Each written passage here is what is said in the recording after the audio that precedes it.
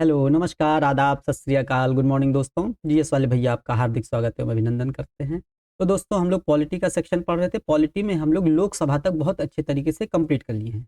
लोकसभा तक हम लोगों ने थ्योरीज, एमसीक्यूज और वन लाइनर सब इसी क्लास में सॉल्व कर लिया है। रेगुलेटिंग एक्ट की क्लास से लेकर के अभी तक ऐसे ही चल रहे हैं हम लोग और ऐसे ही चलते रहेंगे। मल्टीपल टाइम्स रिवीजन थ्योरी में भी, फिर एमसीक्यूज में पूरा चैप्टर रिवीजन, फिर वन लाइनर में पूरा चैप्टर हम लोगों का एक बार में ही पढ़ने में 4-5 बार रिवीजन हो जाता है। तो वो हम लोगों को चीज़ें याद हो जाती हैं। और बहुत लोग क्या करते हैं, हम लोग 3-3, 4-4, 5-5 साल तैयारी करते रहते हैं, लेकिन एक टॉपिक दोस्तों नहीं हम लोगों का कंप्लीट होता है। उसके पीछे कारण क्या होता है, हम लोग रिवीजन नहीं करते हैं, हम लोग एमसीक्यूज और वन लाइनर नहीं सॉल्व करते हैं और इसीलिए एग्जाम में हम लोग सिलेक्शन भी नहीं ले पाते। और 1% लोग ये सब चीज़ें करते हैं और वही सिलेक्शन लेके चले जाते हैं। तो दोस्तों सिलेक्शन लेने के लिए ये सारी चीज़ें करना जरूरी है और ये सारी चीज़ें यहाँ पर आप लोगों को free of cost best quality content के साथ उपलब्ध है। तो दोस्तों आप लोग सेशन को जरूर देखा करिए, वॉच किया करिए, जो कुछ एक्स्ट्रा लगे उसको नोट किया करिए। ठीक है, तो अब हम लोग अपने संसदीय विशेषाधिकार की तरफ आगे बढ़ते हैं। आज का टॉपिक हम लोगों का संसदीय विशेषाधिकार है, जो कि हम लोग अनुच्छेद 105 में पढ़ते हैं संसदीय विशेषाधिकार। और कुछ राज्य विधानमंडल के सदस्यों को विशेषाधिकार होता है, वो अनुच्छेद 194 में होता है। वो लोग हम लोग जब राज्य विधानमंडल पढ़ेंगे तब पढ़ेंगे वो दोस्तों। ठीक है, तो दोस्तों अब हम लोगों का टॉपिक शुरू होता है संसदीय विशेषाधिकार का। संसदीय विशेषाधिकार का मतलब संसद के सदस्यों को और संसद को विशेषाधिकार, मतलब संसद से संबंधित विशेष अधिकार प्राप्त होना। तो संसद से संबंधित एक सदन के सब लोग होते हैं और एक व्यक्तिगत होते हैं। तो जो व्यक्तिगत रूप से विशेषाधिकार प्राप्त होते हैं उनको व्यक्तिगत विशेषाधिकार कहते हैं, और जो समस्त सदन को सामूहिक रूप से प्राप्त होते हैं सामूहिक विशेषाधिकार कहते हैं। जैसे हम लोग कहते हैं ना, मंत्री व्यक्तिगत रूप से राष्ट्रपति के प्रति उत्तरदायी है, अनुच्छेद 75(2)। मंत्रिपरिषद सामूहिक रूप से लोकसभा के प्रति उत्तरदायी है, 75(3). तो जो सामूहिक और व्यक्तिगत है, ऐसे ही व्यक्तिगत अधिकार और सामूहिक व्यक्तिगत विशेषाधिकार और सामूहिक विशेषाधिकार भी है, लेकिन उसमें मंत्रिपरिषद है। लेकिन यहाँ पर सामूहिक विशेषाधिकार का मतलब पूरे सदन का सामूहिक विशेषाधिकार, ना कि केवल मंत्रिपरिषद का। ठीक है, ये चीज ध्यान देनी है। तो संसदीय विशेषाधिकार दो प्रकार के हैं, व्यक्तिगत विशेषाधिकार और सामूहिक विशेषाधिकार। इसके बारे में पढ़ते हैं और पूरा अच्छे से रिवाइज करते हैं, क्या क्या अंतर है ये भी देख लेते हैं।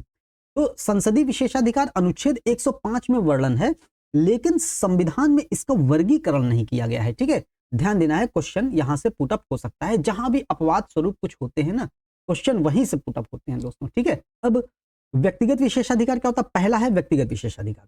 व्यक्तिगत विशेषाधिकार का मतलब सदस्यों को व्यक्तिगत रूप से उपलब्ध है। अब सदस्यों को व्यक्तिगत रूप से उपलब्ध है, वो व्यक्तिगत विशेषाधिकार होगा।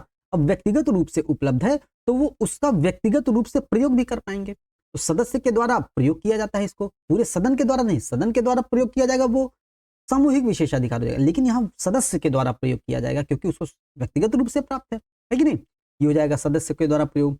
वाक एवं अभिव्यक्ति की स्वतंत्रता प्रदान की गई है उसको। ठीक है, अब वाक एवं अभिव्यक्ति की स्वतंत्रता हम लोग दोस्तों अनुच्छेद 19(1) के ए में देखते हैं, वाक एवं अभिव्यक्ति की स्वतंत्रता।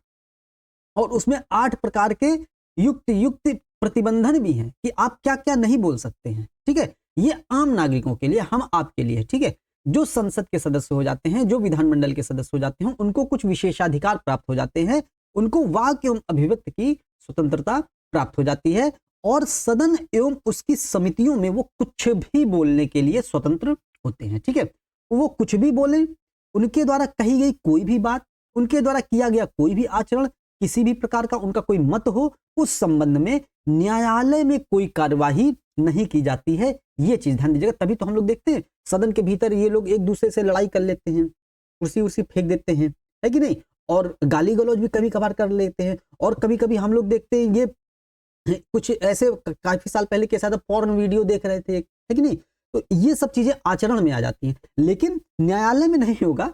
लेकिन क्या होगा, संसद के जो सदन के जो अध्यक्ष होते हैं, पीठासीन होते हैं, वो अनुशासनात्मक कार्यवाही कर सकते हैं, ये चीजें नहीं। लेकिन इनके द्वारा किया गया कोई आचरण, मत या बात को न्यायालय में नहीं उसमें कार्यवाही होगी, न्यायालय नहीं उसमें हस्तक्षेप करेगा। ठीक है, ये चीज ध्यान देनी है। तो ये हो गया सत्र के दौरान न्यायालय में साक्ष्य देने या उपस्थित होने से स्वतंत्रता मिली हुई है उनको।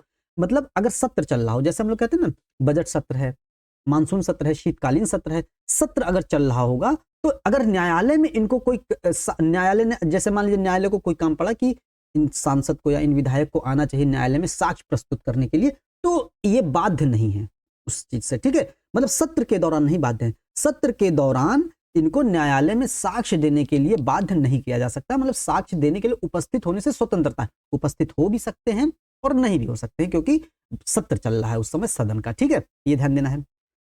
अच्छा, सत्र चल रहा है क्योंकि विधायी सत्र होता है, सामान्य चर्चा का सत्र होता है, तो देश की कानून व्यवस्था के लिए, देश की विधिक व्यवस्था के लिए, देश को शासन प्रशासन को सुचारू रूप से संचालन करने के लिए सत्र बहुत आवश्यक होता है। इसीलिए देश की शासन व्यवस्था सही से चले, देश की विधायी व्यवस्था सही से चले, देश का प्रशासन सही से चले, नियमों और कानूनों की आवश्यकता होती है। तो उस नियम और कानून में किसी प्रकार की निर्माण संबंधी गड़बड़ियां ना हो, इसलिए इनको न्यायालय में उपस्थित होने से स्वतंत्रता दी गई है उस समय, केवल सत्र के दौरान।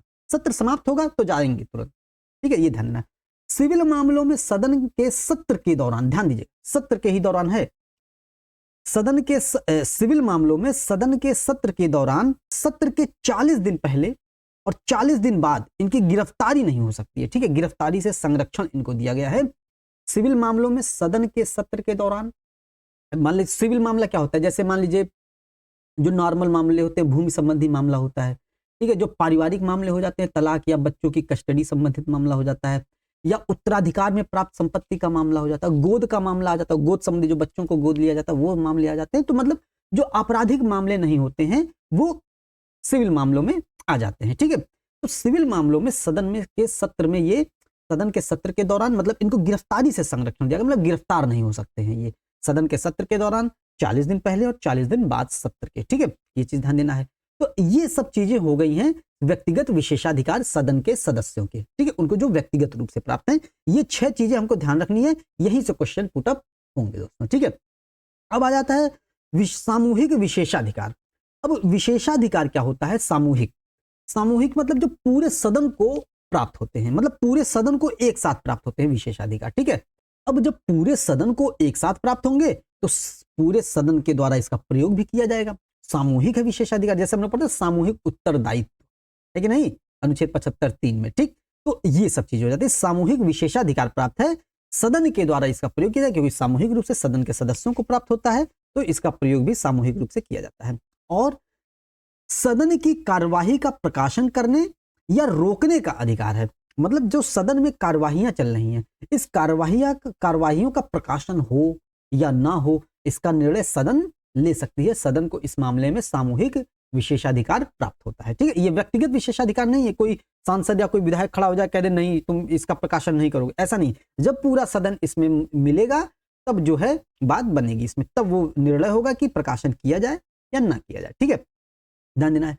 सदन की कार्यवाही का नियम निश्चित करने का अधिकार है, तो सदन की कार्यवाही को किस तरीके से नियमित किया जाए, ये नियम निश्चित करने का अधिकार पूरे सदन का होता है। और उस नियम का जो अध्यक्ष हो जाता है, उस नियम को लागू कराने के लिए कौन हो जाता है?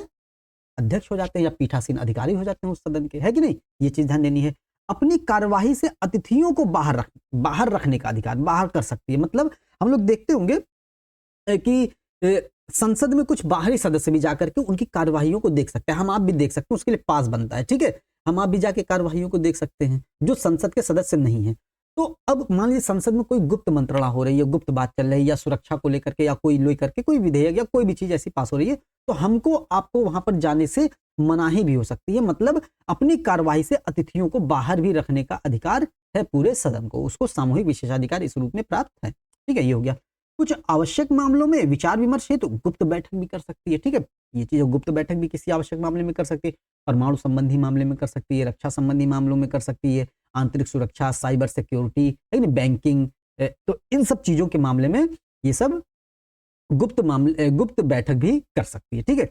अब सदन की अवमानना या विशेषाधिकार के उल्लंघन पर दंड देने का प्रावधान भी है इसका, ठीक है। मतलब सदन क्या कर सकती है, अगर कोई सदन की अवमानना करता हो या उसके विशेषाधिकारों का हनन करता हो तो दंड देने का भी प्रावधान सामूहिक विशेषाधिकार के अंतर्गत आता है। सदन उसको सामूहिक रूप से दंड देता है, ठीक है, ये चीज हमको ध्यान देनी है।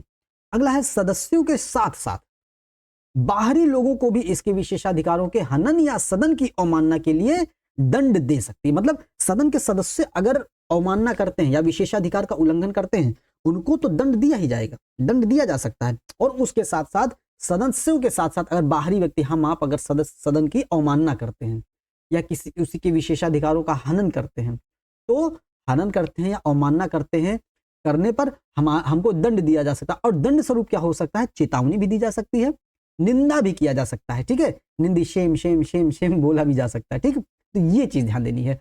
अवमानना करने पर निंदित, चेतावनी या दंड भी दिया जा सकता है। ठीक, और सदस्य जो होते हैं, अगर सदस्य अवमानना करते हैं तो उनकी बर्खास्तगी या निष्कासन भी किया जा सकता है। हमारा आपका तो निष्कासन होगा नहीं, बर्खास्तगी होगी नहीं, सिर्फ दंड दिया जा सकता है, चेतावनी या निंदा किया जा सकता है। लेकिन सदस्यों का क्या किया जा सकता है? सदस्यों को बर्खास्त भी किया जा सकता है। ठीक है, ये चीज ध्यान देनी है। न्यायालय सदन या इसकी समितियों की कार्यवाही की जांच नहीं कर सकता है। ठीक है, ध्यान देना है, ये अनुच्छेद 122 में इसका प्रावधान किया गया है कि इसमें सदन की कार्यवाहियों में, संसद की कार्यवाहियों में न्यायालय हस्तक्षेप नहीं करता है। ये ध्यान देना है, मतलब न्यायालय सदन और इसकी समिति में जो भी कार्यवाही होती है उसमें हस्तक्षेप नहीं करता है। ऐसे तमाम मामले आते हैं, तमाम केस आते हैं जो न्यायालय में लोग दायर करते हैं, न्यायालय कह देती है कि ये सदन की आंतरिक कार्यवाही है, इसमें हम भाग नहीं, इसमें हम हस्तक्षेप नहीं कर सकते। ठीक है, तो ये प्रावधान भी है। 10वां है किसी सदस्य की गिरफ्तारी, उससे मुक्ति की सूचना का अधिकार। मतलब अगर कोई सदस्य गिरफ्तार हो रहा है या कोई सदस्य छूट के आ रहा है तो उसकी सूचना सदन को देनी आवश्यक होती है। ठीक है, ये चीज ध्यान रखनी है। सूचना का अधिकार होता है कि किसको गिरफ्तारी हुई है, किसको मुक्त किया कर दिया गया है। ठीक है, ये सब अधिकार होता है। सदन की परिसीमा के भीतर, सदन है मतलब सदन है, मान लीजिए लोकसभा या राज्यसभा है, उसकी सीमा के भीतर, उसकी परिसीमा के भीतर पीठासीन अधिकारी की अनुमति के बिना गिरफ्तार नहीं किया जा सकता है। ठीक है, गिरफ्तार ना करने का अधिकार, मतलब अगर सदन की परिसीमा के भीतर, यहां पर तो गिरफ्तार किया जा सकता है, यहाँ, ठीक है, किसी को भी गिरफ्तार किया जा सकता है, मतलब विधायक सांसद ने गिरफ्तार कर लिया जा सकता है। लेकिन सत्र वाला हिसाब किताब हो जाता है, सत्र के दौरान वाला। ठीक है, वो चीज होनी है, वो एक्सेप्शन है। और यहां पर अगर कोई सदन की परिसीमा के भीतर है तो अगर उसको गिरफ्तार करना है तो पीठासीन अधिकारी की अनुमति लेनी पड़ेगी। अगर वो सदस्य राज्यसभा का है तो राज्यसभा के सभापति से लेनी पड़ेगी, मतलब जो उस समय पीठासीन अधिकारी होगा। ठीक है, और अगर लोकसभा है तो लोकसभा अध्यक्ष या उस समय जो पीठासीन अधिकारी है उससे अनुमति लेनी पड़ेगी। ठीक, ये हो जाएगा। कोई जांच करने या किसी को गवाह के रूप में सम्मन करने का अधिकार है। मतलब संसद जो है, सदन जो है, जांच करना चाहती है या किसी को गवाह के रूप में प्रस्तुत करना चाहती है तो सम्मन करने का अधिकार, मतलब उसको बुलावे का अधिकार है, उसको वो बुला सकती है किसी को भी। ठीक है, मतलब संसद में किसी को भी बुला सकती है कि आप आइए, साक्ष्य दीजिए, गवाह बनिए। ठीक है, गवाही दीजिए। ठीक, तो इन सब चीजों को हमको ध्यान देना है।